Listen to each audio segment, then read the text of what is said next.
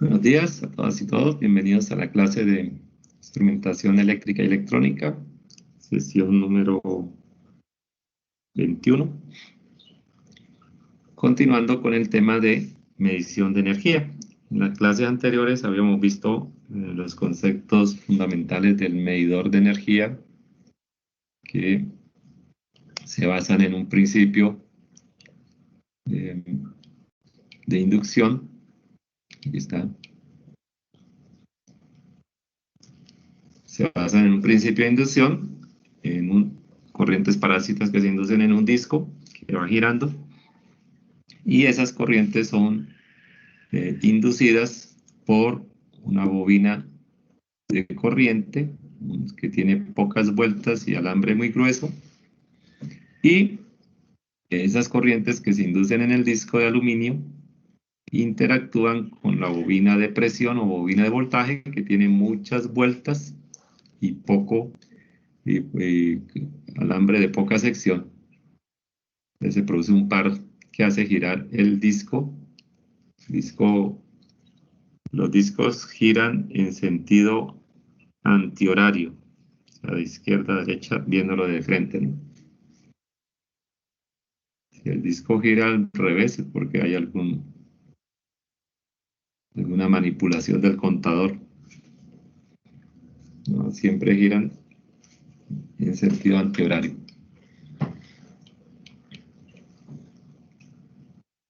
Eh, También existen los electrónicos, que ya es con un circuito integrado, que también lo vimos.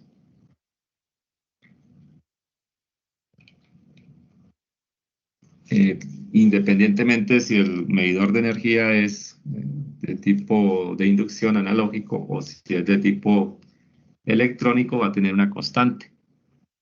En el caso del medidor de energía de disco, esa constante va a ser en revoluciones por kilovatio hora, como lo vemos acá.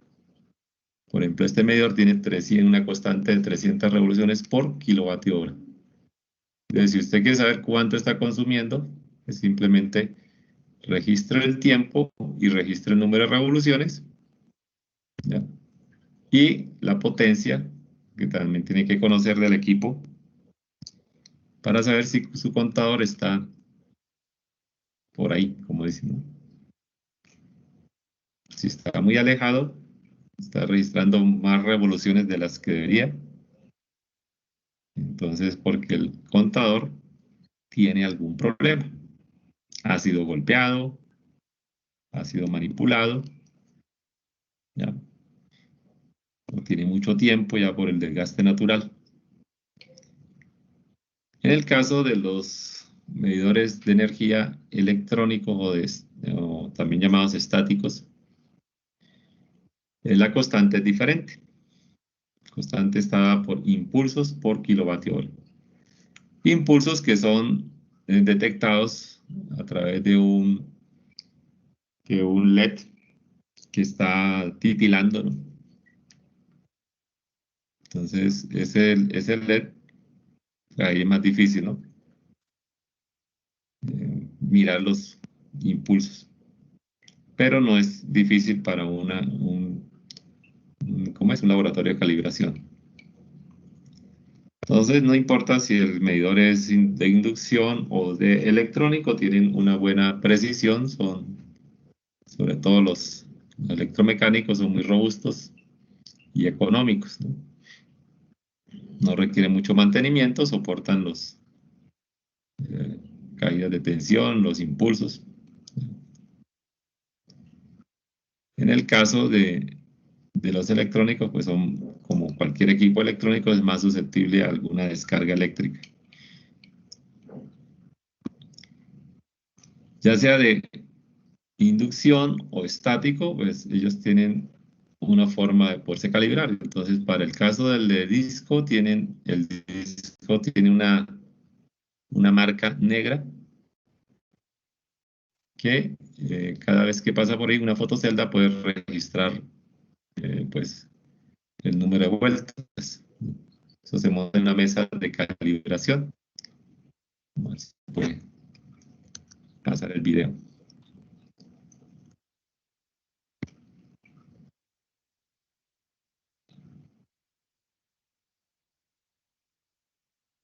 ¿Se escucha o no?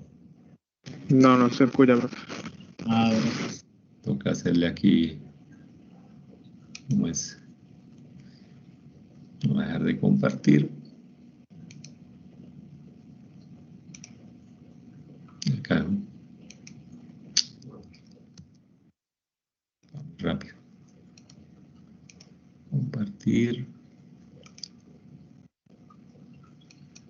Opa, pero perdió la. Dale rápido, ¿no? Compartir y aquí cuando aparezca. No, ahora sí.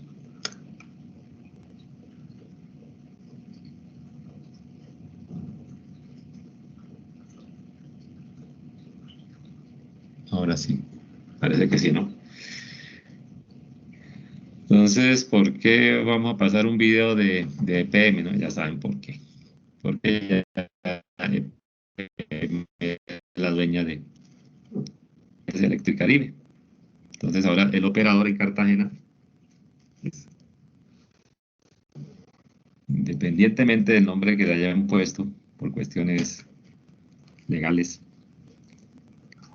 el comercializador de la energía en Cartagena es EPM. Ya no son los españoles.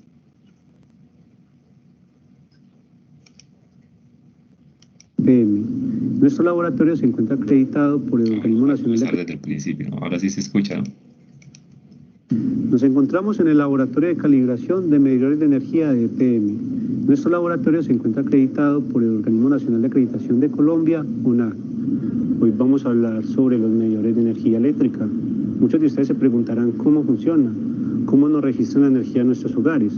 Pues acá vamos a aclarar esas dudas. Para el ejemplo, vamos a utilizar dos medidores de energía. Un medidor electromecánico, también conocido como inducción, y un medidor electrónico, también conocido como estático. En nuestras instalaciones llamamos a los electrodomésticos y demás elementos cargas, ¿sí? Dependiendo de la carga o de los instrumentos que estén conectados y funcionando, el disco de este medidor va a girar. Ejemplo, si yo tengo únicamente mi instalación conectado a un bombillo, el disco va a girar a una velocidad moderada, como lo podemos ver acá en este medidor. Ahora voy a simular que voy a conectar otro electrodoméstico a la instalación, como una plancha. Podemos ver cómo aumentó la velocidad del disco, que eso se traduce en un registro de mayor energía. Vamos a mirar la energía registrada por el medidor. Profesor, le iba a decir, la imagen se está quedando como congelada, o sea, se queda pegada, pasa, se queda pegada, pasa, se queda pegada. ¿Cómo? No se ve. O sea, se ve, pero se congela, pasa un rato, pasa, se queda congelado, ¿no?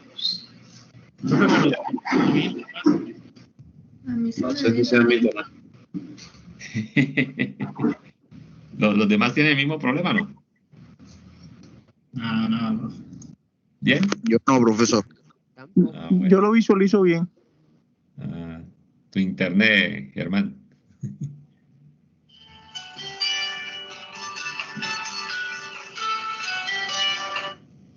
Entonces, bueno, ahí lo que está explicando el ingeniero Jaramillo es que independiente de los dos medidores de energía, ¿no? El electromecánico y el estático, ¿ya? Están montados en una mesa de calibración, ¿ya? Entonces, el electromecánico se ve, pues, se puede sacar la constante a partir de la medición de los pulsos sobre la rueda que va girando el disco con la mancha negra, pero aquí tiene su LED, ¿no? Donde se va a registrar los pulsos, o sea que aquí es más difícil, aquí no se puede ver así a simple vista. Ahí en la mesa de calibración se le pueden conectar, esta es la mesa de calibración, ¿no? Pueden conectar muchos contadores al mismo tiempo. Ahí en la famosa caja de contadores que ya no sirven, ¿no? Estos los tiran ahí ya porque ya no sirven. Entonces iba por acá, ¿no?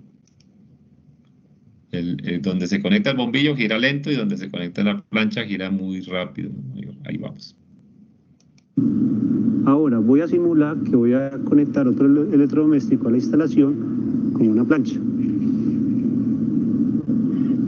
Podemos ver cómo aumentó la velocidad del disco, que eso se traduce en un registro de mayor energía. Vamos a mirar la energía registrada por el medidor. El consumo de energía de nuestra casa es por la diferencia de lecturas. La lectura que tenemos ahora menos la lectura anterior. Esa diferencia es la que nos facturan a nosotros. Los medidores de energía electromecánicos o de inducción, también conocidos como contadores de energía, están fabricados con partes móviles y mecánicas, las cuales con el tiempo pueden sufrir un desgaste o un deterioro.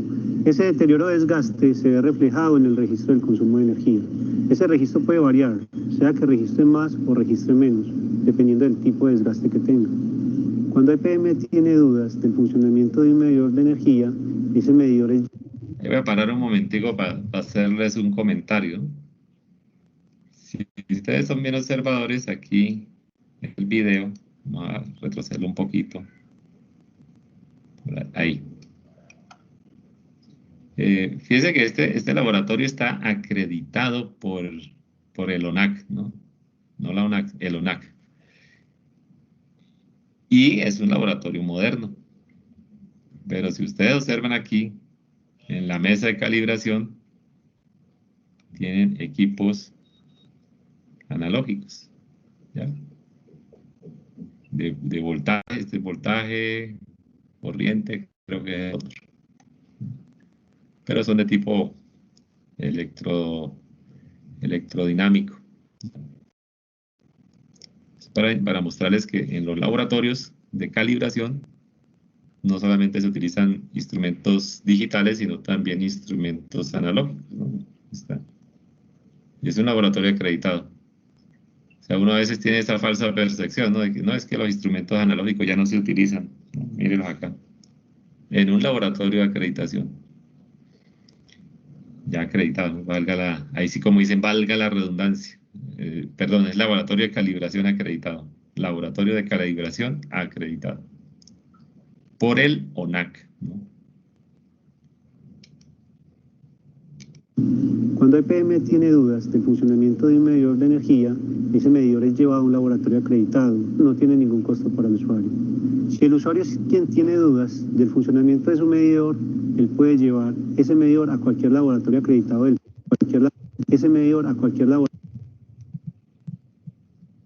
a retroceder ahí un poquito, ahí.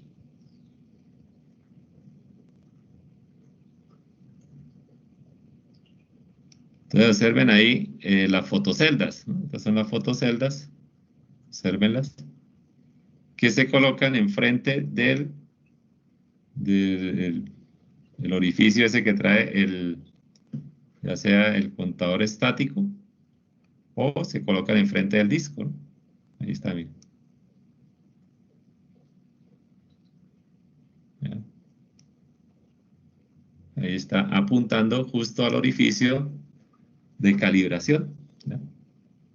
Esa es la fotocelda que cuenta los impulsos, ya sea del estático o del contador eléctrico. Si quien tiene dudas del funcionamiento de su medidor, él puede llevar ese medidor a cualquier laboratorio acreditado del país. Todos los costos corren por cuenta de él. Cualquier inquietud al respecto puede llamar a la línea 4444-115 o dirigirse a una de nuestras 151 oficinas ubicadas en todo el departamento. O sea, Ingeniero, ¿sí? yo quiero hacerle una consulta porque yo a veces tengo, o sea, he tenido siempre esa percepción tengo mala información. ¿Cuál es la diferencia de un laboratorio donde calibran, cuál es la diferencia en calibrar y patronar? Calibrar y patronar. Sí, señor, o sea, que sea un equipo patrón, a diferencia de calibrar. Uno calibra con equipo patrón. No, es que ¿cómo es? La palabra patronar en metrología no existe. En metrología no existe. No, existe es calibración, que la calibración es comparar ¿sí? Comparar con un equipo patrón, ¿ya? Pero seguramente en el lenguaje, ¿cierto? Cotidiano, pues se utilizarán patronar, ¿no? Pero realmente el término es calibración, que está definido. Y calibración es comparar un equipo de medición con otro equipo patrón, ¿ya? Y hay diferentes tipos de patrones, ¿no? Hay patrones locales, patrones nacionales, patrones internacionales. Y cómo esos patrones, cómo se mantienen. Hay lo que se llama cadena de trazabilidad. Es decir, el patrón local se debe comparar con el patrón nacional y debe tener, pues, un porcentaje muy pequeño de error, ¿no? de incertidumbre. Y entonces, ¿cómo es eso? El del Organismo Nacional de Acreditación, el ONAC, a través de, pues ustedes saben que hay varias instituciones, está ICONTEC, está la Superintendencia de Industria y Comercio. Entonces, ellos tienen un patrón nacional, patrón viajero, ¿ya? Entonces, ellos pueden llegar allá al laboratorio con el patrón ese nacional, patrón viajero, o usted puede enviar el equipo que va a patronar, que va a calibrar, ya se me pegó, no patronar. El equipo que va a calibrar lo manda al ONAC y allá lo comparan y le dicen, no, si cumple o no cumple. Eso es lo que se llama calibración, ¿no? Pero Ok. supongamos que hay una diferencia muy grande, ¿no? Dice, no, es que este patrón que usted tiene está descalibrado, o sea, no cumple. Entonces usted tiene que contactar es al fabricante, ¿no? El fabricante es el que le puede meter mano a su equipo. No usted ni el laboratorio, o sea, el ONAC, o lo mismo aquí el laboratorio de calibración de contadores. El laboratorio le dice, el equipo está calibrado o no, pero él no le va a arreglar, no va a arreglar el equipo, no lo va a calibrar, digamos, no lo va a reparar, ¿ya? Porque a veces uno tiene también esa percepción, ¿no? Que calibre el equipo, ¿no? Entonces usted piensa que calibrar el equipo es que si el equipo está muy desviado del patrón, entonces usted puede destapar el equipo con un destornillador, puede ajustarle un tornillito o algo, o hacerle moverle algo, ¿ya? Para que pase la calibración, ¿sí? En el caso de, Ok. sí, en el caso de la electrificadora, por ejemplo, allá en Cartagena hay un laboratorio de calibración de contadores que es que era antes de Electricaribe, ahora pues pasa a EPM.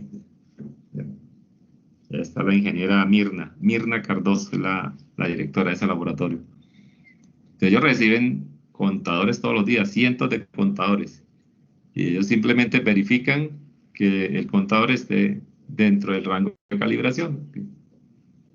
Lógicamente hay un porcentaje de incertidumbre aceptable. Si no pasa, se desecha. O sea, y usted no, que arrégleme el contador, que mire, ahí sí vieron ustedes ahí en el video una pila al principio, no vamos a verlo. Al principio había una pila de contadores. A ver dónde está, este es otro video. Había,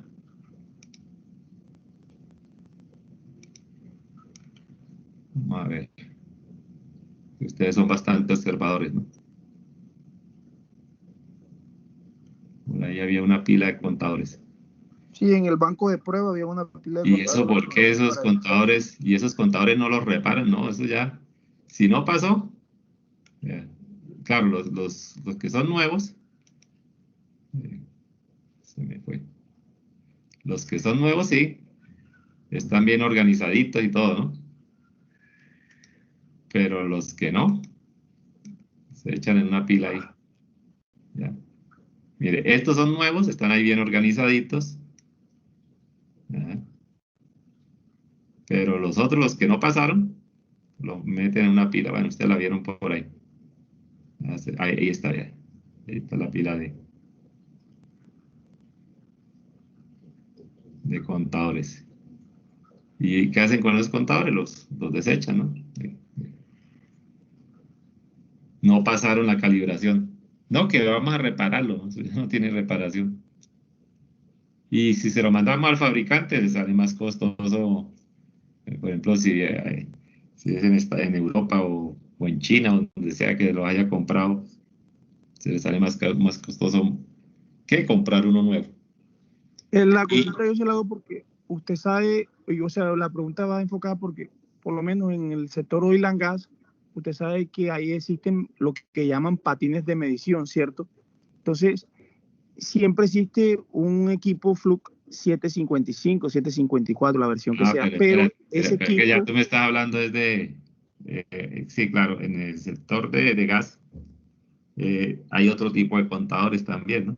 Que son los contadores de flujo. Eso, ok, hay otros laboratorios también. En caso de Cartagena,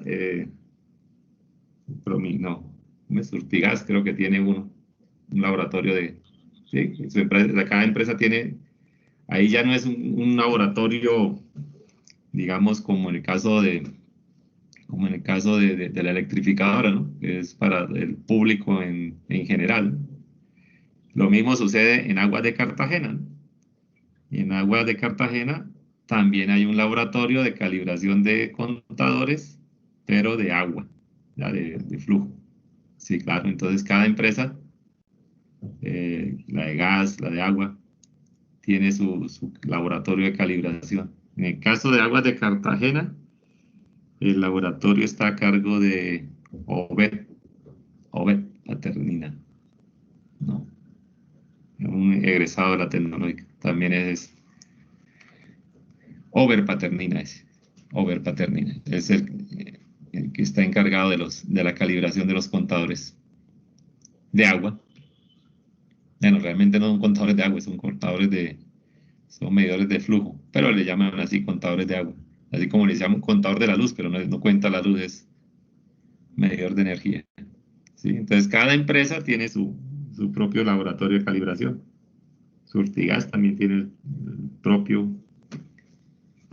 Y sí, también lo mismo, ¿no? Comparar con un patrón, con un elemento patrón.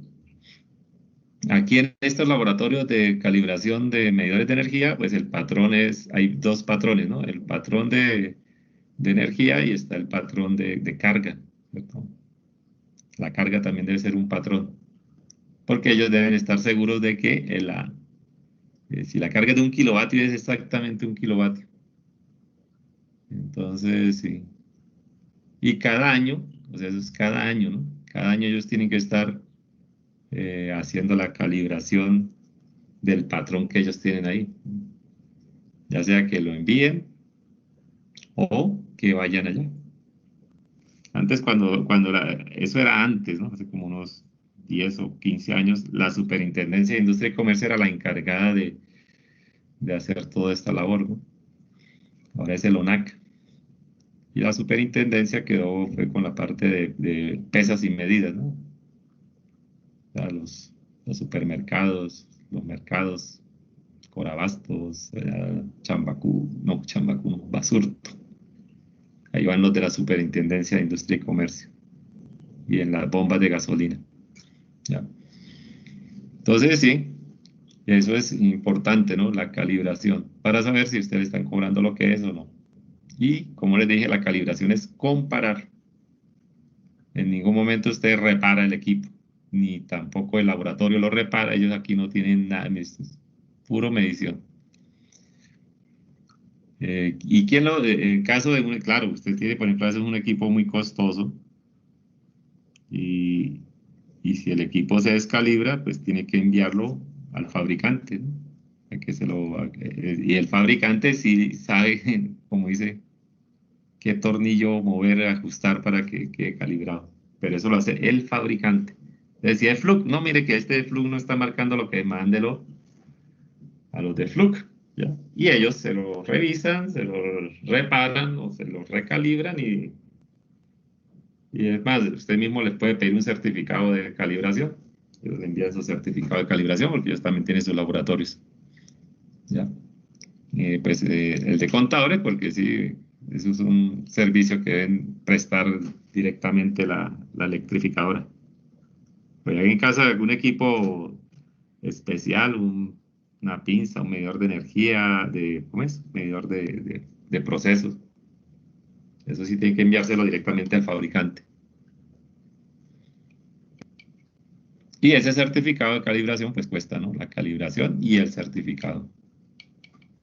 Usted puede comprar un equipo con o sin certificado de calibración. Si lo compra sin certificado de calibración, no le puede sacar plata a ese equipo. ¿Por qué? Porque cuando usted vaya a hacer una medición, ya sea de tierra o lo que sea, un telurómetro, ¿sí? Lo primero que le pide el cliente es, bueno, ¿y dónde está el certificado de calibración? Ay, no sé me quedo, ¿no? Sí, sí. Si usted no tiene certificado de calibración vigente, pues no puede hacer mucha cosa con el equipo. Sí, puede medir y todo eso, pero lo primero que usted le van a pedir cuando haga una medición es el certificado de calibración. Entonces, si quiere cobrar, ¿no? Es que este es Sí, el mismo operador de red de, por lo menos, aire, que es aquí, por lo menos en Santa Marta. Cuando ellos hacen inspecciones a los contadores, uno le puede pedir a ellos el certificado de calibración del ABMS que ellos tienen, que le hacen la prueba a los sí, claro, contadores. claro. Todos los equipos que se utilicen para hacer medición, para hacer verificación, tienen que estar calibrados. Lo mismo, ¿no? Mire, usted, por ejemplo, lo que pasa es que uno a veces no conoce la ley, ¿no? Usted va al aeropuerto con una maletica de robachines y viaja en clase económica, como es en Avianca, ¿no? XS o en Viva. Y entonces apenas le ven a usted la maletica con robachines, es una maletica chirriquitica, ¿no? Como eso parecen policías. Métala acá en esta cajita. Y eso nunca cabe ahí en esa cajita, ¿no? No, que esta caja tiene 30 por tanto, por tanto. Si usted conoce la ley, dice, bueno, muéstreme un certificado donde diga que estas medidas cumplen. Y ya con eso usted no tendría derecho a cobrarle nada, ¿ya? Así es. ¿Ya? Pero como uno desconoce la ley, ¿ya? Hasta el técnico, uno aquí le pide, muéstrame tu tarjeta Conte para que tú puedas manipular el Exactamente, contador. exactamente. Y entonces las aerolíneas hacen eso, ¿no? Y me dice, "Ay, no, yo digo, eso no tiene 30 centímetros. Seguro que no tiene los 30 centímetros, pues ahí tendrá 28, 29. Pero, ¿y cuánto le cobran por una maletica de esas? Yo debe que viajo cada rato eso, y a la gente se enfurece porque le cobran 90.000. Mira, imagínense, en Viva el pasaje vale 80 y te van a cobrar 90 por una maletica de robachines. ¿Ya? Entonces, yo ya he entendido que no puedo viajar con maleta de robachines. Yo siempre viajo es con un morral así sea enorme. ¿Ya? Entonces, así es las cosas, ¿no? Lo mismo si usted va a una bomba de gasolina, usted tendría derecho a exigir, por ejemplo, que le calibren lo que usted va a comprar, ¿no? Y eso todas las gasolineras deben tener un patrón, que es como un tanquecito, ¿no? Echa ahí los cuantos galones. Usted lo puede pedir, ¿no? Pero mucha gente no sabe eso, ¿no? Casi nadie sabe eso. Las gasolineras deben tener un patrón. Yo quiero que me dé 5 galones, pero muéstreme el patrón y que yo vea que de veras hay 5 galones. O sea que hay otro video que vi por ahí, tipo español ahí que... Hola amigos, este va a ser un video un poco especial. Tengo un amigo, Darío. Darío, ¿a qué te dedicas? Soy electricista matriculado. ¿Y qué nos trajiste? Ah, perdón, es argentino, ¿no? Unos medidores para poder armarlos, desarmarlos, probarlos y ver el mito de que se puede girar al revés. ¿Sí están escuchando? ¿O no? Sí, señor, sí, señor. Aquí lo que va a hacer es desarmar un medidor de energía. Es uno digital y ¿qué tenés? ¿Dos? Acá tenemos dos mecánicos, Buenísimo. uno del año 88, el otro del año 2000. Sí, ¿sabes qué? En el video del panel solar, cuando lo subí hace un poquito, les voy a dejar el link por acá si es que no lo vieron. Mucha gente me decía que se podía hacer girar al revés. ¿Eso es verdad? ¿Es legal? Acá, por lo menos en Argentina, no. Yo también he visto un video que haciendo un panel solar y poniéndolo, no sé si en paralelo en realidad, el medidor giraba al revés. Hay que ver si es cierto. Sí. Pero para eso tiene que haber una ley, tiene que ser homologada y ver si en realidad es real. Vamos a ver si lo podemos hacer. No sé si va a entrar todo en este video, pero la idea es, como dijo él, abrirlos, ver más o menos qué es lo que tienen adentro y, por último, si los podemos hacer girar al revés. Así que a desarmar. Bueno, vamos a arrancar con este. ¿Cómo se conecta esto? Acá está la bornera y va en lo que es en la posición, en entrada de vivo y entrada de neutro en la tercera posición, y en la segunda y 4, 2 y 4, la salida de positivo y negativo. O sea que en teoría entre estos dos tenemos que... No es positivo y negativo. Ahí lo que quiso decir él con positivo y negativo es que es el punto por donde entra la corriente y punto por donde sale la corriente, ¿no? Porque es un medidor de corriente alterna, ¿ya?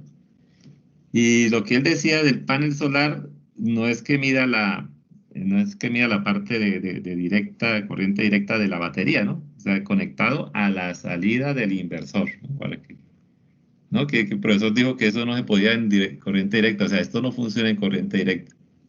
Lo que pasa es que en un panel solar se supone que ya hay un inversor que convierte de DC a AC, ¿no? O sea, a la salida del inversor. Tener algo de continuidad, sí, efectivamente. O sea, y acá internamente, ¿qué tiene? Una de estas, de las bobinas, ¿no?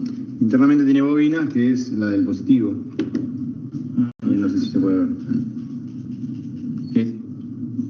¿Cuál es? Tiene una gruesa y otra mucho más fino, ¿no? ¿Qué más se puede desarmar? ¿Cuánto más podemos sacar esto? Y lo podemos destripamos. Vale, a ver. A ver si... Sacamos el frente, ahí está el contador. Lo que genera el paso del positivo es el giro del disco para poder registrar con las ruedas. La única forma de que se descuente, como vos decías, es girando para atrás. Y si lo haces girar con la mano, ¿se mueven los números? Sí. Ah, pero esto tiene que estar en posición vertical Está para balanceado, que no... exactamente. Sí. Si no está en la posición de su balance, no gira, digamos. Ah, toca en todos Bien lados. firme. Sí, esto se ve que ahora tenía un golpe. Está medio como desbalanceado. Pero bueno, dando 450 vueltas, va a registrar más o menos un kilovatio. ¿Y qué le podríamos poner para hacerlo girar así burdamente? Acá tiene lo que es los imanes de balance. Ajustando esto va a girar mejor, o sea, más rápido o más lento. Está bien. Y bueno, y acá, ahí lo que se ve es una especie de sinfín que hace... Claro. Hace recorrer la rueda para poder girar el contador. No más fácil que mover acá. El contador. En realidad tendríamos que sacar... Yo quisiera desacoplar esto para girar a mano acá y ver si efectivamente los números pueden ir para atrás. Y después conectándole algo al revés, verificar si realmente el giro normal del disco es hacia acá, ¿no? El giro normal es antihorario. Verificar si lo podemos hacer girar para el otro lado. Por eso a veces se dice que siempre el disco se monta en esta posición. A veces se encuentra algún disco así, lo que sería así. O hay mucha gente también que lo puede dar vuelta. Entonces hace mucho más fuerza en el balance de su disco. Y gira menos. Sí, pero bueno, eso cuando lo vienen a medir, ya está fuera de... Obviamente. Sí, obviamente se van a dar cuenta. Por eso siempre la posición de giro y orientamiento. Entonces,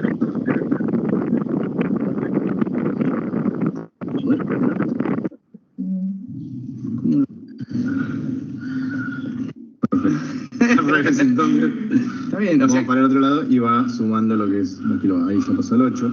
Entonces girando al revés, en claro, teoría, se descuenta. con lo cual, con el numerador no hay ningún impedimento mecánico para que... Se puede girar tanto avanzando como retrocediendo. Sí. Bueno, ahí ya tenemos un... O sea que si logramos hacer girar el disco para atrás, ya está. Por lo menos con lo que es estos que son mecánicos o analógicos, no sé cómo se les dice, no así con el digital. Y el digital yo lo veo un poco más complicado, ahora lo vamos a abrir y vemos bien. ¿Qué hacemos? ¿Conectamos algo a esto o abrimos el otro? ¿Sí? ¿El otro mecánico? Sí. A ver. Es más o menos desarmado. parecido, ¿no? Tiene, sí, está compuesto. Tiene una bobina igual que este de muy grueso calibre, Sí. y otra que acá no se ve, pero debe estar ahí abajo, ¿no? Debe estar ahí atrás, sí. Es una especie de... Tiene un pinta de transformador, parece. Sí, ¿no? Como si fuese así, bobinado. Pero no creo que sea. Acá le podemos sacar el frente también. Y es prácticamente igual. Sí. Está bien. Bueno, ¿y ese también se le puede sacar en los numeritos? Sí, ese tiene acá un... Vamos a hacer la misma prueba a ver si se... Exactamente. Vivo y neutro, ¿no? O donde vamos a tener los 220 en este caso. Sí, esta es salida de neutro a la bornera de salida. Okay. ¿Y cómo es eso de las revoluciones que me decías? Claro, este es un modelo que tiene siempre acá en la tapa, digamos, del medidor. Acá nos dice que tiene que dar 750 revoluciones para registrar 1 kilowatt. Y este es otro modelo que soporta hasta 50 amperes. Tiene que dar aproximadamente unas 450 revoluciones para registrar 1 kilowatt. ¿Dónde dice eso? Acá dice en realidad 416, 2/3 de revoluciones por kilowatt hora. Siempre en el frente está. Está bien, el kilowatt es... Ah, no es el último dígito. No, el último es el decimal. Ah, mirá, son un poco... Yo creí que arrancaba directamente del No. kilowatt. Ahí, No. bueno, ahora... Claro, ahí está la en coma. rojo, claro, Está bien, y este es lo mismo, en ¿no? rojo. Sí, esto mismo. Ah, buenísimo. Por eso a veces la gente se confunde cuando dice que el medidor vuela, en realidad o gira mucho más rápido que el del vecino del lado, pero en realidad va por modelo. Estos son dos modelos distintos, uno tiene que dar muchas más vueltas para poder registrar 1 kilowatt que el otro, son 300 vueltas más. Por eso tiene que girar mucho más. Claro, mirá vos. No Bueno, es que girar más significaría mayor consumo. todos los días se aprende algo nuevo, ¿no? Bueno, vamos a abrir este, pero primero queríamos probar que funcione, porque es probable que al abrirlo se termine destruyendo, ¿o no? ¿Cómo lo ves? No sé, la verdad nunca desarmé ninguno de estos. Este parece que está... Están sellados, sí. Bueno, ¿qué indica este, además de estos analógicos? ¿Qué ventaja tenés con el digital? Con el digital pueden registrar lo que es la energía reactiva. Ah, claro. Bueno, muestra la activa y la reactiva en las lecturas acá del panel. ¿Y acá qué conectaste? Esto sería la entrada de positivo y la entrada de neutro de la línea. ¿Lo vas a enchufar ahora? Vamos a ver si prende. Sí. Dale, a ver. ¿Estás seguro de lo que estás haciendo? Ahí dan la lectura y después se va a hacer. Ese es un tema de reseteo. Raro, ¿no? Se hace reseteo. Acá la luz roja lo que indica es que no tiene consumo en la salida. Cuando no hay consumo, que uno baja la termomagnética del domicilio, a los pocos segundos se prende la luz roja, Como indicando... estática, indicando que no tiene corriente en la salida, que tiene consumo. Claro, ahí está todo en cero. Claro. ¿Y qué es esa? Creo que esa es la reactiva. La A es la activa y después se pone una especie de... Ahí se pone todo en 8. Sí, siempre, todo así. Ah, mira. ¿Y qué? Si vos tenés en tu casa uno de estos, ¿te pueden penalizar si tenés mucha energía reactiva? Sí, si hay consumo de reactiva, en la factura de la distribuidora viene. Es como una multa, digamos, porque consumís mucho más reactiva que activa, y en ese caso hay que poner unos capacitores. Y si por ejemplo tenés un inversor de estos que estábamos hablando, que le inyectás en la red, acá... Yo no creo que registre para atrás. No registra para atrás. No. Bueno, entonces vamos a abrirlo y ver si no se rompe o qué tiene dentro. Acá finalmente lo pudimos abrir, se resistió un poco, pero finalmente bueno, la bornera bien grueso, ¿no? Y acá evidentemente están en esta parte sensando de alguna forma la tensión que va a ser proporcional a la corriente que circule por estos dos. Y la placa, si la podemos sacar, que no tiene mucho. Ahí tiene un micro Natmel, y este probablemente sea el amplificador para amplificar la tensión de caída acá. Y del otro lado no creo que tenga mucho más que el display, ¿no? No debe ser otra cosa. Por acá. Este es un capacitor, ¿no?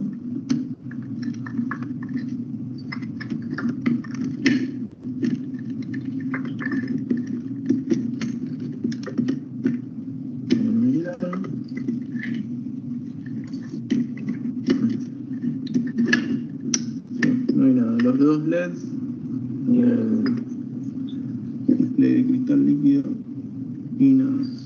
No tiene botón, nada esto, ¿no? No. Hay algunos modelos, sí, los trifásicos también, digitales, tienen botón como para seleccionar el lectura, el marcador, o sea, el marcador. Más que nada hay algún reset, pero Bueno, lo que sí podemos ver, que a pesar de haberlo desarmado y en forma bastante salvaje, sí, en teoría tendría que seguir funcionando, no tiene ningún switch ni nada. en cortafierro no hizo nada. Hay que... Ese es un tiristor, ¿no? No. Esto debe ser de protección. No sé, puede ser un PTC, puede ser un MOV, puede ser... pero están seguramente usando un circuito limitado con este capacitor acá. Que no sé cuánto será. No, tampoco me importa demasiado. Se debe estar alimentando por ahí. Como muchas de las lámparas LED que usan el circuito de la fuente capacitiva. Así que, bueno, vamos a armarlo. Por lo menos para medir consumo se puede llegar a poner en algún lado y verificar si mide lo mismo que el medidor que tenés puesto en la bajada. La de domicilio, sí. Y para mucho más no sirve. A mí particularmente tengo un digital trifásico, se me quemó hace unos meses y me quedó así, tal cual ahora. Por eso te preguntaba del protector ese. En la caída de uno de los rayos en una tormenta, Puede ser, por un arco energético que tengo con el transformador en la puerta, terminó quemando inalámbricamente el medidor. Sí, mira, en este caso lo que podrías hacer en principio es conectarlo, verificando la hoja de datos del micro, vas a ver con cuánto se alimenta, no sé, 5, 3,3, lo que sea. Y en las patas ver si le llega esa tensión. Si no le llega, empezás de ahí para atrás, te vas fijando qué es lo que puede estar dañado. Podría ser este componente, podría ser el podría ser el Zener. Probablemente el Zener ese, calculo que es un Zener, se ve ahí. Debe estar para enclavar también la tensión a un valor X, quizás sean 5 volts, no lo sé. Pero bueno, fijándose en eso, a reparar, pero claro, abrirlo así ya me parece que tenés que pedir un cambio de medidor. No hay mucho, lamentablemente no hay mucho más para hacer. Bueno, muchachos, hasta acá la parte de qué tiene adentro de estos medidores, y en la próxima vamos a ver si los podemos hacer girar para atrás. Así que nos vemos en la próxima. Saludos y muchas gracias. No dejen de apoyarlo si les gustó, es muy importante. Bueno, amigos, este va a ser... Listo, entonces ahí podemos mirar que los estáticos son muy, como dijo él mismo, ¿no? Son muy, no son tan robustos, ¿no? Como los electromagnéticos. O sea, para que un medidor electromagnético se queme, eso tiene que ser, mejor dicho, no sé cómo sería para quemar uno de estos. Pero uno electrónico, ya ustedes vieron la pila que tenía el ingeniero de Medellín, una pila, como dicen, de medidores electrónicos. Entonces los electrónicos pues tienen sus ventajas, pero también tienen sus desventajas, ¿no? No son muy robustos desde el punto de vista eléctrico, ¿no? Con cualquier descarga los puede dañar. ¿Y por qué? Porque ustedes vieron la electrónica que tienen adentro es muy sencilla, ¿no? Ni siquiera, eso es lo que pasa con los televisores hoy en día, ¿no? Antiguamente un televisor tenía un transformador, tenía una fuente, ¿ya? Si caía un rayo, una descarga, pues el transformador aislaba toda la parte electrónica. Hoy en día no. ¿Ya? Ahí vieron cómo toma la energía un micro, imagínense, con simplemente un Zener, un diodo Zener y el condensador, ¿no? Entonces ya desde ese punto de vista son muy frágiles para soportar cualquier sobrecarga. Ingeniero, Sí. cuando usted manda, por lo menos que usted tenga un usted lo mande a calibrar, ¿hay alguna normativa existente aquí emitida por el ONAC que diga que esa calibración se tiene que hacer en tanto tiempo, con tanta periodicidad? O sea, si cada equipo de una empresa que preste servicios de medición, o sea, dependiendo, ¿no? Dependiendo del equipo, el metrólogo sabe eso, ¿no? Cada cuánto él aplica unas fórmulas para saber cada cuánto tiene que calibrarlo. Entonces, habrán unos equipos que se calibren más frecuentemente que otros, ¿no? Por ejemplo, el caso de las pinzas, el caso de los multímetros, ¿ya? Pero hay equipos que por su uso, no se usan muy frecuentemente, usted tiene que tener un tiempo de calibración más extenso, ¿no? O sea, puede ser un año. ¿Sí? Por ejemplo, un equipo que sea para medición de campos electromagnéticos, ¿ya? Usted puede hacer unos cálculos para saber cada cuánto tiempo debe calibrarlo. ¿Ya? Y es un equipo que seguramente le va a dar que se calibra cada año o cada 2 años. Un equipo muy costoso y que en el país no hay empresas que calibren ese tipo de equipos. En cambio, lo que es una pinza perimétrica, un multímetro, pues ya el tiempo de calibración es más reducido porque de pronto el uso es más frecuente. O sea, hay fórmulas para determinar cada cuánto usted debe calibrar un equipo, ¿no? En función del uso, ya, cuántas veces sale a campo y todo eso. Entonces sí, eso depende, ¿no? Depende del equipo. Y usted le demuestra, cuando el ONAC le hace la inspección, ¿no? Para certificar el laboratorio que usted tenga en su empresa, pues él revisa esas fórmulas, revisa de acuerdo con esa fórmula, le da a usted un tiempo y lo que él va a revisar es que dentro de ese tiempo usted hizo la calibración. Entonces mira los certificados de calibración que tengan, ¿no? Ya sea por laboratorios que hay en el país, que también han sido acreditados por el ONAC, o laboratorios internacionales. O sea, lo que usted debe tener es una persona, porque eso no lo puede estar haciendo el ingeniero de campo, ¿no? Debe haber un metrólogo que esté pendiente de los equipos, ¿no? Si usted se dedica a eso, ¿no? Que sea una empresa que certifique instalaciones red y cosas de esas, que tenga que hacer mediciones.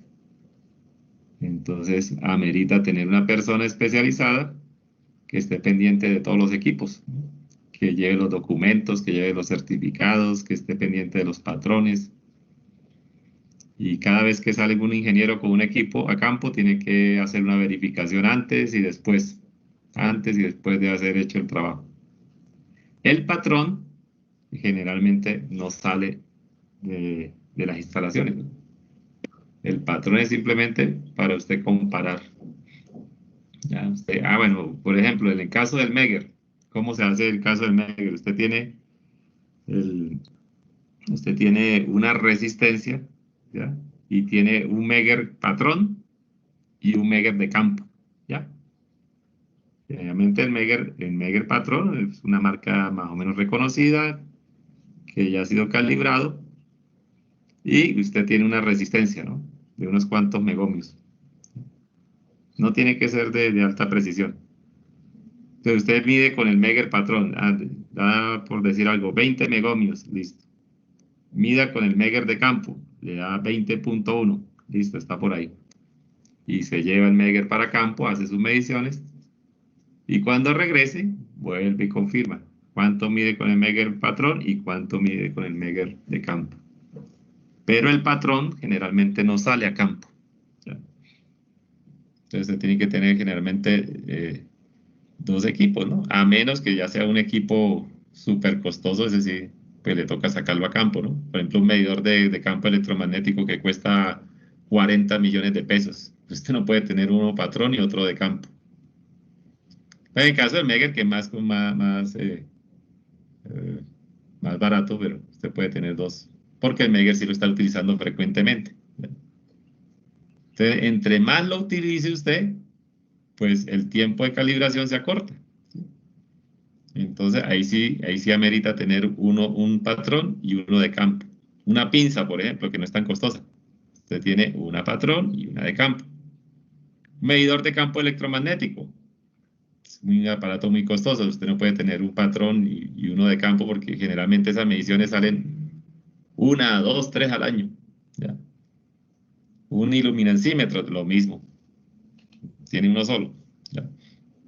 Entonces todo eso se lo organiza el metrólogo y usted tiene ahí los equipos. Mientras estén calibrados, pues usted no tiene problemas. ¿Ya? Pero sí, aquí en Colombia hay laboratorios, hay muchos, sobre todo en Bogotá, hay muchos laboratorios de calibración. Y ya cuando es un equipo muy especializado, tipo medidor de campo electromagnético, sí ya toca directamente con el fabricante, porque aquí en Colombia no hay para eso.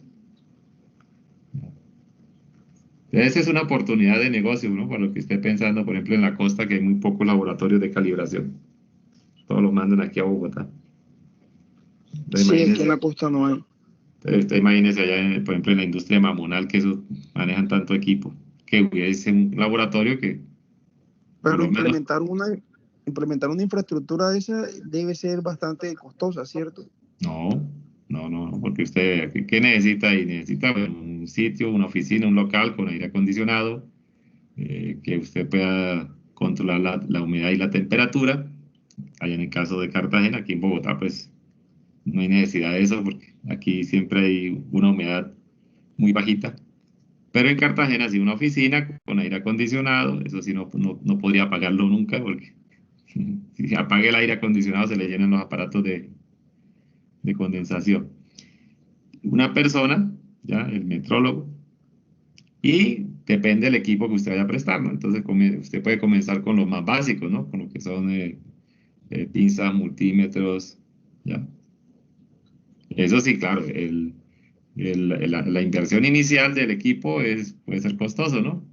Depende de lo que usted vaya a calibrar, ¿no? Si en un caso hay un equipo de fluke para calibrar amperímetros, voltímetros, ohmímetros, puede estar costando alrededor de unos 150 millones de pesos. Pero es un equipo que usted le va a sacar plata, ¿no? Y después ahí va usted adquiriendo, ¿no? Que para calibrar termocuplas, que para calibrar otro tipo de medidores, Meggers, para calibrar y así. Pero sí, es una oportunidad de negocio esa. Lógicamente, como todo negocio hay que invertir, ¿no? Ya. Sí, claro. Sí. Hay en la parte de metrología en Colombia, eso es, como dice, territorio virgen. Apenas estamos empezando. Hace como 10 años que comenzó a organizarse el sistema de metrología en el país. Entonces, es una buena oportunidad para hacer negocios en el campo de la metrología, ¿ya? No solamente la metrología eléctrica, ¿no? También la parte de procesos. Por ejemplo, para la parte de la industria de procesos en Cartagena, casi que cada planta tiene que tener su laboratorio porque no hay en la ciudad un laboratorio de calibración. Entonces, cada empresa tiene su propio laboratorio, ¿no? Agua de Cartagena tiene el propio, Mexiquén tiene su laboratorio también y tiene su patrón ahí. Pero si es un tercero, es mucho mejor, ¿no? Que les certifique que esos equipos cumplen. Bien, entonces, quedan 20 minutos. Estos medidores, bueno, faltó decirles el medidor trifásico, ¿no? El medidor trifásico, ¿cómo funciona, no? Precisamente aprovechando el teorema de Blondel, ya, usted apenas necesita dos, ¿sí? Para un sistema trifásico, no importa si la carga está en delta, en estrella, necesita únicamente dos medidores. Entonces, el medidor trifásico tiene dos discos, dos bobinas de corriente y dos bobinas de tensión. Pero internamente la conexión tiene que hacerse de acuerdo al teorema de Blondel, es decir, que una bobina de corriente va en una fase, la otra bobina de corriente va en la otra fase, y en la tercera fase, donde no va a conectar la bobina de corriente, ahí es el punto común de las dos bobinas de tensión. Ahí el ingeniero que estaba explicando el video ingeniero argentino pues, decía el positivo, ¿no? Pero no es positivo, ¿no? El positivo era la fase. O el punto de entrada del medidor, ¿no? En la fase. Decía el positivo, no la fase. Entonces,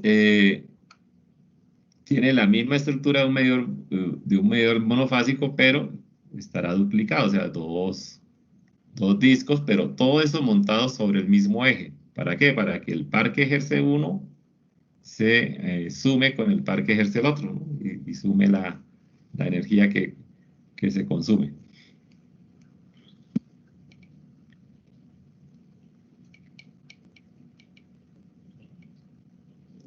Entonces esta sería la conexión, ¿no? Bueno, hay de dos elementos, este es de dos elementos, ¿no? En el caso de que la carga sea trifásica, ¿cierto? Este parece que es de tres elementos, ¿no? Entonces, los trifásicos hay de dos elementos y de tres elementos, ¿no? Entonces, por ejemplo, este sería de tres elementos, ¿no? Sería tres. Este sería el caso, por ejemplo, para conectar una carga trifásica. Se puede aumentar el rango de medición, colocando transformadores de corriente y transformadores de potencial. Y observen que esos transformadores de corriente y de potencial tienen que observar la misma configuración que hemos visto, ¿no? Los dos transformadores de corriente, sus primarios deben estar en serie con las dos fases. Y en la tercera fase es donde se conecta el punto común de los dos transformadores de potencial. O sea, no necesitamos tres transformadores de corriente ni tres transformadores de potencial. Ahí no estamos ahorrando uno. Sí, siempre y cuando lo hagamos en esta configuración. ¿Sí? Ahí no estamos ahorrando un transformador de corriente y un transformador de potencial. Entonces vamos a hablar de los transformadores de medición. Transformadores de medición son transformadores que cuando tenemos el caso de altas corrientes o altos voltajes no podemos medir directamente con los equipos convencionales porque los transformadores, los medidores de energía generalmente vienen para 220, 110, 220 y corrientes de hasta 50 amperios en algunos casos. Más allá de 50 amperios no se consiguen medidores de energía. En ese caso hay que utilizar transformadores de corriente. Y si es para medición en alta tensión, pues necesitamos transformadores de potencial. ¿Cómo diferenciamos el uno del otro? Generalmente los transformadores de corriente tienen esta forma, ¿no? En forma toroidal. Tienen esta forma, tienen un agujero en el centro por donde debe pasar el conductor o el barraje. ¿Ya? Ingeniero, no se visualiza. ¿No? No se está viendo, ¿no? Yo sí veo, profe. Tal vez sea el internet de compañero. Sí. Internet hoy como que está así. Yo aquí tengo cableado, así que no. El mío creo que no es. Entonces, si usted reconoce los transformadores de corriente, porque tienen un hueco en el centro por donde debe pasar un conductor cilíndrico o uno rectangular, que es el caso de una barra, ¿cierto? Después lo tiene de esa forma. Y los de potencial los reconoce porque tienen como dicen, el bushing, ¿no? El aislador. Ya usted lo reconoce. Cuando vea este aislador, ese es de potencial. Cuando tenga el huequito, este aquí es de corriente. Y este que es una caja que no se sabe, esos que vienen en una caja generalmente son transformadores, es otro tipo de transformación de medida, pero son transformadores de medida para protección. Claro, vamos a ver cuál es la diferencia entre transformadores de medición y transformadores de protección, ¿no? O sea, desde el punto de vista electromagnético, el funcionamiento es el mismo, ¿no? O sea, el de corriente disminuye la corriente y el de voltaje disminuye el voltaje. Pero cuando se trata de medición, tiene unas características, por ejemplo, de precisión, y cuando se trata de protección, tiene otras características adicionales, ¿no? ¿Y el de medición se puede utilizar para protección? La respuesta es que no.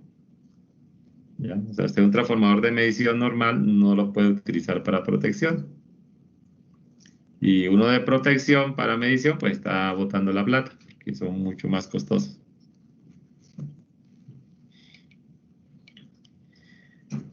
Entonces, la diferencia con los transformadores de potencia es que estos transformadores tienen alta precisión, ¿ya? Alta precisión. Y se clasifican como los TC y los TP, ¿no? Transformadores de corriente y los transformadores de potencial.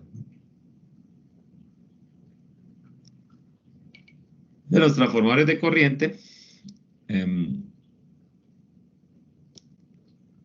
como esas corrientes tan grandes no se pueden pasar directamente a través de los, por ejemplo, un batímetro o un medidor de energía, entonces se deben utilizar transformadores que me pasen esa alta corriente que está en el primario a un secundario de baja corriente, que generalmente son de 5 amperes. Entonces, como el estándar, ¿no? 5 amperes, 5 o 1 ampere. ¿Ya? Hay de 5 y hay de 1 ampere en el secundario. Y eso ya es un estándar, ¿no? O sea, usted no va a encontrar transformadores, por ejemplo, por decir algo, de 300 a 20 amperios, ¿no? No son comunes. Lo más común es de 300 a 5, de 30 a 5, de 100 a 5, de 500 a 5, ¿no? Entonces, el transformador de corriente básicamente tiene una bobina primaria que es de una, ¿sí? Una o varias espiras, ¿no? Una o varias espiras. No son muchas. Que tienen una sección transversal muy grande, ¿sí? O sea, alambre grueso. En algunos casos es la misma barra. O sea, en caso de estos transformadores, ya. Usted dice, ¿pero dónde tiene la bobina primaria? No la veo, aquí apenas veo 2 tornillitos, ¿no? Y dice, ¿y dónde están los 2 tornillos de la bobina primaria, no? No tiene bobina primaria, ¿cómo que no? Por algún lado, mire a ver, ¿no? No, que apenas tiene 2 tornillitos. Entonces, en este caso, de este tipo, la bobina primaria es el conductor que pasa por el centro, ¿sí? O sea, tiene, en teoría, una espira. Este también, ¿no? O sea, que usted lo que va a encontrar son 2 tornillos donde va a conectar el secundario. ¿Y qué es esto aquí? Pues es un núcleo de material ferromagnético con muchas vueltas, ¿no? Muchas vueltas, ¿ya? Muchas vueltas. Si es de 300 a 5, entonces la relación, ¿no? De 60 a 1, entonces por lo menos tendrá 60 vueltas, ¿no?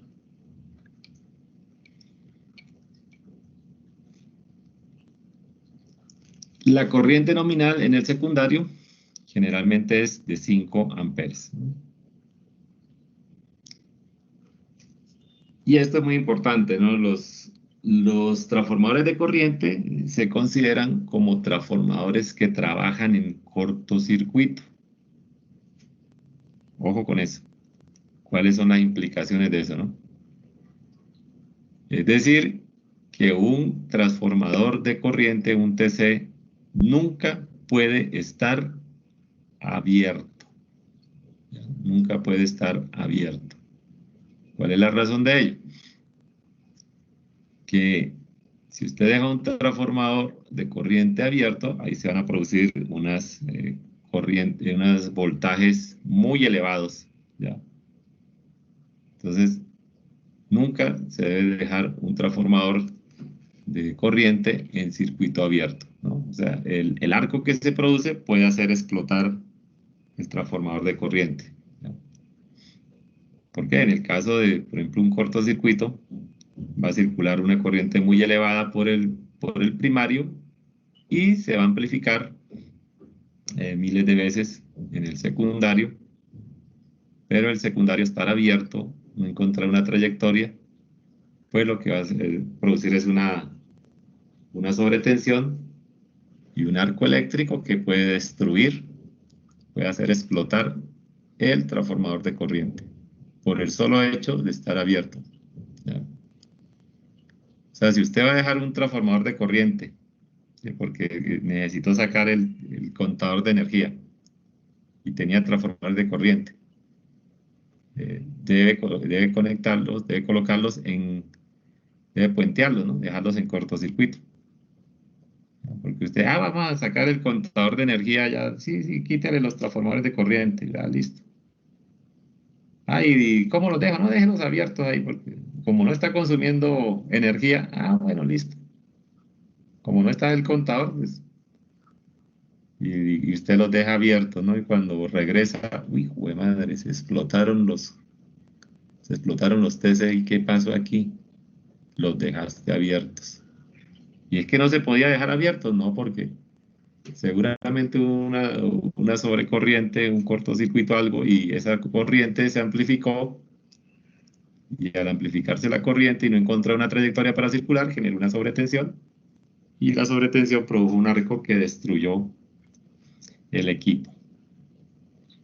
Entonces no se puede dejar abierto, tiene que estar con carga o en cortocircuito, ¿ya? Hay algunos casos donde se tienen varios secundarios, ¿sí? Entonces, por ejemplo, este caso, este transformador de corriente que tiene varios secundarios.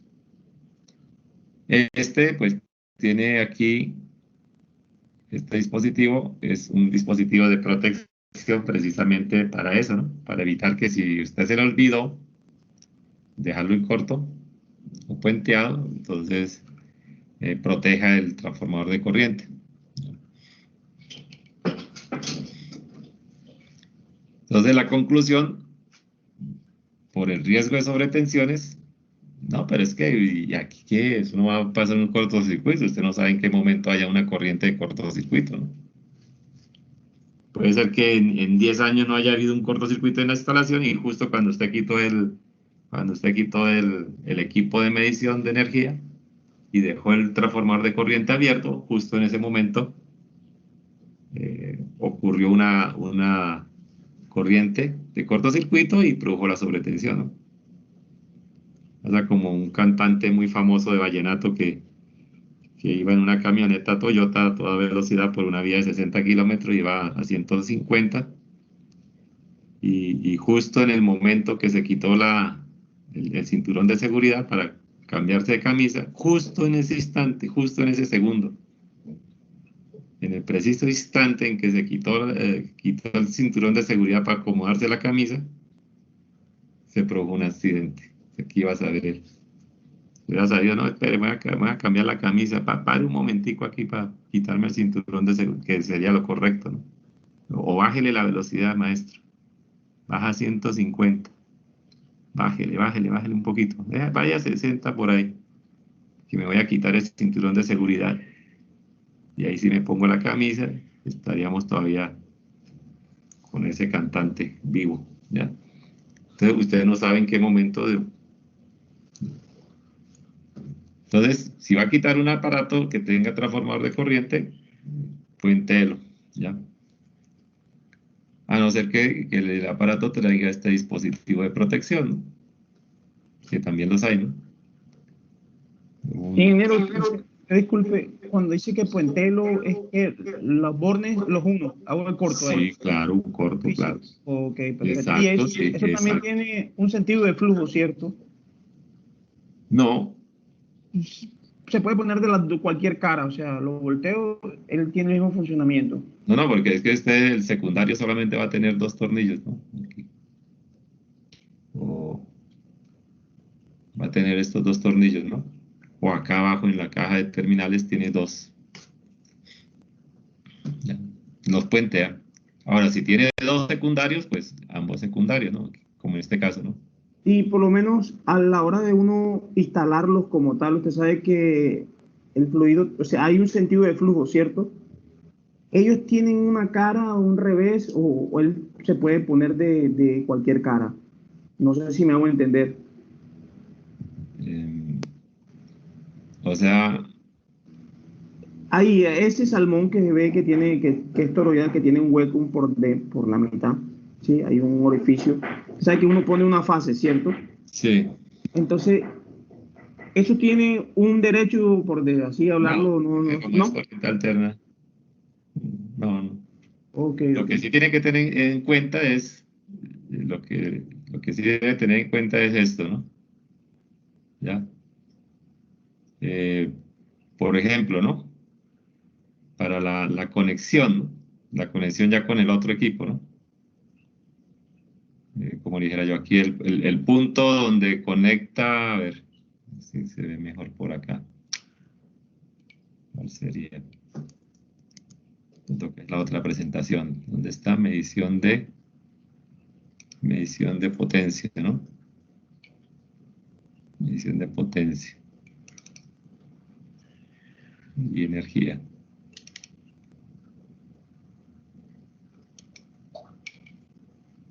Por acá, ¿no?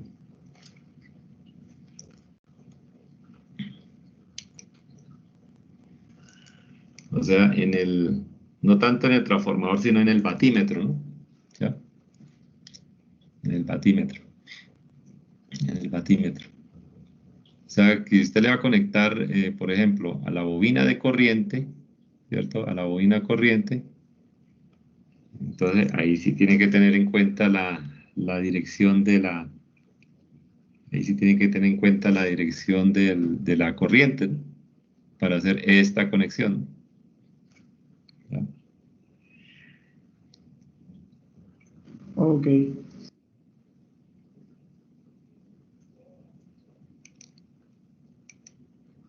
Ay, creo que vamos a dejar ahí por lo siguiente. Seguimos la próxima clase, porque de internacionalización me pidieron un favor. Y si yo no les hago ese favor, entonces me cuelgan. Ya el siguiente. Vamos a dejar ahí la presentación. Ok, sí, señor. Gracias. Y